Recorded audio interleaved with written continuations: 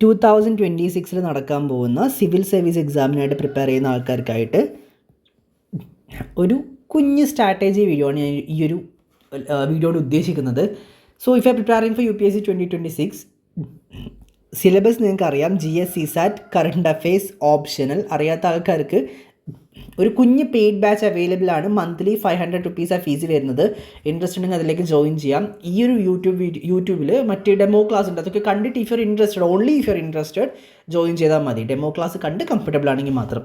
Anyway, ഇതിൽ GS, CSAT, current affairs optional ഇത്ര പാർട്ടാണ് കവർ ചെയ്യേണ്ടത്. സോ നിങ്ങൾക്ക് നിങ്ങളുടേതായിട്ടിപ്പോൾ നിങ്ങൾ എവിടെയെങ്കിലും ഒരു ബാച്ചിൽ ജോയിൻ ചെയ്തിട്ടുണ്ട്, അല്ലെങ്കിൽ നിങ്ങളിപ്പോൾ സെൽഫ് സ്റ്റഡി ചെയ്യുന്നുണ്ട്, യൂട്യൂബിലൊക്കെ ക്ലാസ്സസ് നോക്കിയിട്ടാണെങ്കിൽ നിങ്ങൾക്ക് നിങ്ങളുടേതായിട്ടൊരു ഒരു ക്ലാസ്സിൻ്റെ ഒരു എണ്ണം ഉണ്ടാവുമല്ലോ. ഇപ്പോൾ GSലാണെങ്കിൽ ഏകദേശം ഒരു 400 ക്ലാസ്സെങ്കിലും കാണേണ്ടി വരും കവർ ചെയ്യാനായിട്ട്.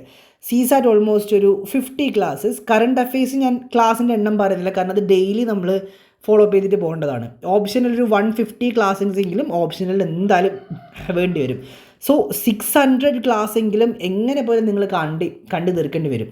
ഇന്ന് വെച്ച് നോക്കുകയാണെങ്കിൽ ഏകദേശം 284 ഡേയ്സാണ് പ്രിലിംസിനായിട്ട് നമ്മുടെ കയ്യിലുള്ളത്. ദാറ്റ് മീൻസ് ഒരു ദിവസം 3 ക്ലാസ് എന്നുള്ള രീതിയിൽ എങ്കിലും കണ്ടാൽ മാത്രമേ, ഒരു ദിവസം 3 ക്ലാസ് വെച്ചിട്ടെങ്കിലും കണ്ടാൽ മാത്രമേ അവസാനത്തെ 60 ദിവസം നമുക്ക് റിവിഷനായിട്ട് യൂസ് ചെയ്യാനായിട്ട് പറ്റുള്ളൂ.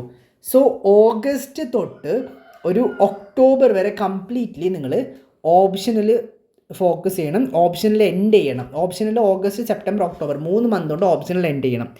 പ്ലസ് അതിൻ്റെ ഒന്നിച്ച് തന്നെ നിങ്ങൾ GSും കൂടെ കവർ ചെയ്തുകൊണ്ട് പോകണം.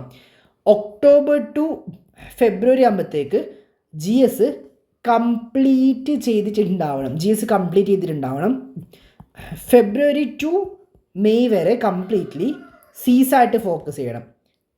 ഓക്കെ, CSAT ബുദ്ധിമുട്ടുള്ള ആൾക്കാർ വീക്കെൻഡിൽ സാറ്റർഡേ സൺഡേസിലായിട്ട് CSAT കവർ ചെയ്താലും ഓക്കെയാണ്. ബട്ട് ഫെബ്രുവരി ടു മെയ് വരെ കംപ്ലീറ്റ്ലി എന്ത് ചെയ്യണം, പ്രിലിംസ് ഓറിയൻറ്റഡ് ആയിട്ട് വേണം നിങ്ങൾ പ്രാക്ടീസ് ചെയ്യാൻ. Okay, so in short, prelims and mains ഒരു ഫെബ്രുവരി ആകുമ്പോഴത്തേക്ക് രണ്ടിൻ്റെയും സിലബസ് കംപ്ലീറ്റ് ചെയ്തിട്ടുണ്ടാവണം. മാർച്ച്, ഏപ്രിൽ, മെയ് അറ്റ്ലീസ്റ്റ് ഒരു 90 ഡേയ്സ് ഞാൻ പറയുന്നില്ല, മിനിമം ഒരു 60 ഡേയ്സ് എങ്കിലും അവസാനം എന്ത് ചെയ്യണം, റിവിഷനായിട്ട് മാറ്റി വെക്കണം. സോ നിങ്ങളൊരു കോച്ചിങ് ഇൻസ്റ്റിറ്റ്യൂട്ടിൽ ജോയിൻ ചെയ്തിട്ടുണ്ടെങ്കിൽ ഡെഫിനറ്റ്ലി ആ ക്ലാസ് അനുസരിച്ചിട്ട് നിങ്ങൾ ഒരു സ്ട്രാറ്റജി ഉണ്ടാക്കി പോവുക. If you are doing self study, നിങ്ങൾ അറ്റ്ലീസ്റ്റ് യൂട്യൂബിൽ കാണേണ്ട ക്ലാസ്സിൻ്റെ എണ്ണം ഏകദേശം ഇതുപോലെ തന്നെ ആയിരിക്കും. GSൽ ഇപ്പോൾ ഹിസ്റ്ററി തന്നെ 150 ലെക്ചേഴ്സ് എന്തായാലും ഉണ്ടാവും. ഒരു 50 for polity, 50 for economics, 64 for geography, അങ്ങനെ എന്തായാലും ഒരു 400 ക്ലാസ് GSന് വേണ്ടി വരും.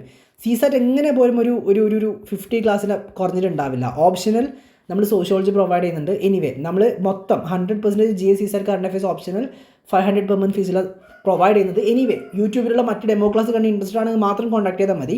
ഓപ്ഷനിൽ എങ്ങനെ പോലും ഒരു 150 ക്ലാസ്സസ് ഒക്കെ ഉണ്ടാവും. സോ എല്ലാം കൂടെ എൻ്റെ ഒരു അറിവിൽ 600+ ക്ലാസ് ഉണ്ടാവും. അപ്പോൾ ഒരു ദിവസം ഒരു 200+ കണ്ടാൽ നിങ്ങൾക്ക് അവസാനം ഒരു 80 ഡേയ്സ് എങ്കിലും എന്തിന് കിട്ടും, റിവിഷനായിട്ട് കിട്ടും. സോ അതിനനുസരിച്ച് അക്കോർഡിംഗ് ഒരു സ്ട്രാറ്റജി ഉണ്ടാക്കിയിട്ട് മുമ്പോട്ടേക്ക് പഠിക്കും.